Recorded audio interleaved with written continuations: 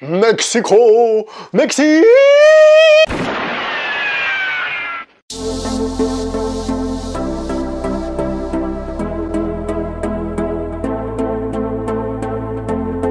Bonjour à toi très chers spectateurs et bienvenue pour cette nouvelle critique en post-projection. Il va être aujourd'hui question du film Sicario 2, la guerre des cartels, ou en VO Sicario tout, si on veut, mais c'est surtout Day of the Soldado, qui veut donc dire le jour du soldat, sauf que soldat c'est en espagnol, donc ce serait le jour du soldado. Ouais, c'est pour faire genre, on va dire. Ce film est réalisé par un certain Stefano Sollima, réalisateur que personne connaît, c'est un réalisateur italien. Et je me suis posé une question, parce que les fans de western italien comme moi savent qu'on dit toujours que dans le western italien, il y a les trois grands Sergio Corbucci, Sergio Leone évidemment, et Sergio Sollima. Du coup, j'ai eu la curiosité de vérifier si par hasard il y avait un lien de parenté, et bingo, c'est le cas, puisque c'est en effet le fils de Sergio Sollima. C'est son bébé, c'est son enfant. Alors je suis tout content, mais en même temps, être le fils d'un réalisateur que j'apprécie, enfin surtout un mec qui a fait 3 films que j'apprécie, parce que j'ai pas vu d'autres films de lui, ça n'en fait pas un bon réalisateur en lui-même, mais ça fait toujours plaisir ça, et du coup ça me donnait envie un peu d'aimer le film, soyons honnêtes.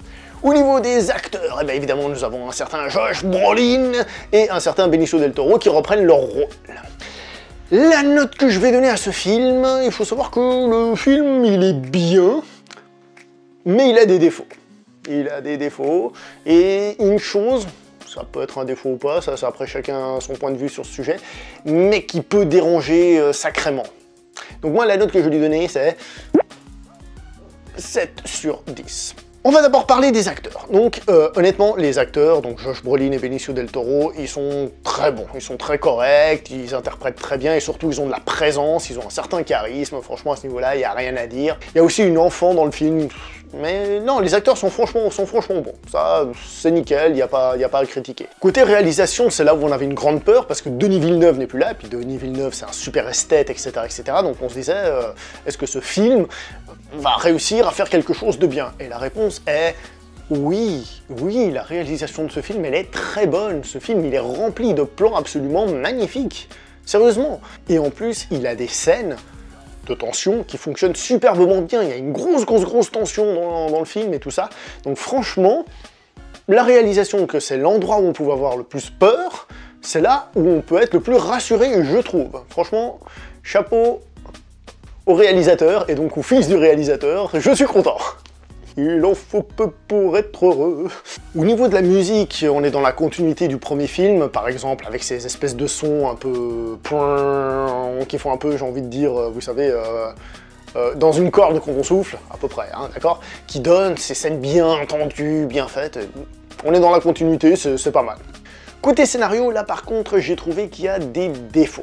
La première partie, j'ai trouvé que ça faisait un peu série télé, en mode épisode filler, où on nous dit, oui voilà, des soldats qui font des choses sales, mais c'est parce que c'est ce qu'il faut faire pour que les choses se passent bien. Un de plus par rapport au premier film, où on avait aussi ce côté sale de la guerre qui était montré, de cette guerre-là, on va dire.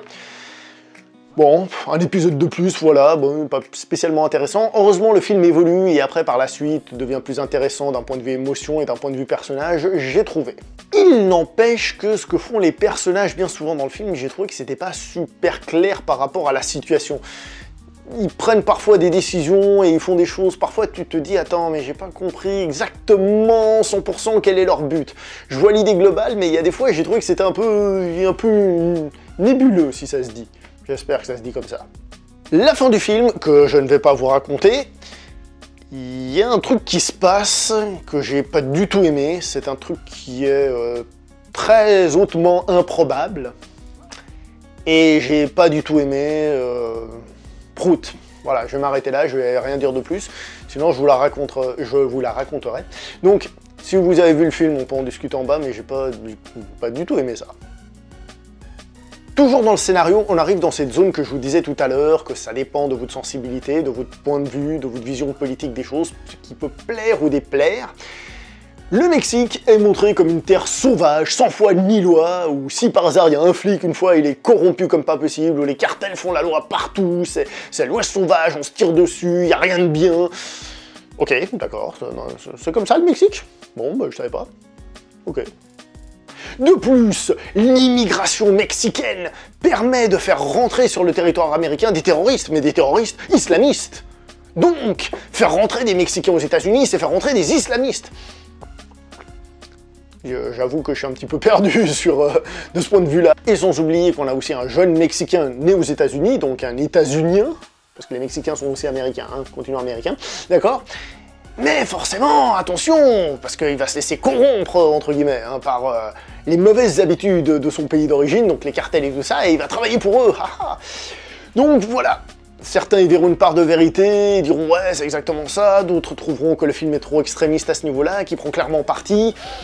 Le film prend clairement parti, ça c'est sûr et certain. Maintenant, je vous laisse juge de savoir si cela correspond à votre vision du monde ou pas, mais je trouve que c'est important de le savoir pour savoir si vous pouvez apprécier le film ou non. Donc au final, qu'est-ce qu'on a? On a des acteurs plutôt charismatiques, une réalisation vraiment très bonne, des scènes qui arrivent à être tendues, des personnages qui font des fois un truc un petit peu chelou, une fin que j'ai pas aimé, et un point de vue politique qui peut déranger ou pas. À partir de là, vous mettez tout ça dans la balance pour savoir si vous voulez aller le voir ou pas, tout en sachant que peut-être, si vous êtes curieux, fan du premier, bah vous irez sans doute quand même le voir. Et c'est pas parce qu'un film n'est pas d'accord avec votre avis politique que d'ailleurs, il est forcément mauvais, hein. Il y en a qui sont pas d'accord, mais qui sont très bien quand même, mais voilà. Bref, comme d'habitude, hein, c'est un choix que vous devez faire au final, hein, ça, comme d'habitude, c'est pas moi qui vais vous imposer quoi que ce soit, hein. Parce que c'est pas mon rôle d'imposer des choses aux gens, donc vous faites votre choix. Moi j'essaye comme d'habitude de guider, de donner mon petit avis, et puis voilà. Donc si le petit avis vous a plu, hein, d'accord, hein, sans tirer la langue quand même. Pour les autres, bah, si c'est la première fois qu'on se voit, abonnez-vous, hein, comme ça on se revoit, d'accord?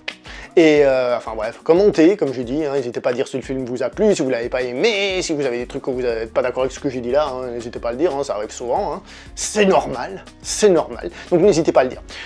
Pour... voilà, je vais me taire, c'est ça que ça voulait dire, on se voit prochainement pour une prochaine vidéo, portez-vous bien, hasta la vista baby.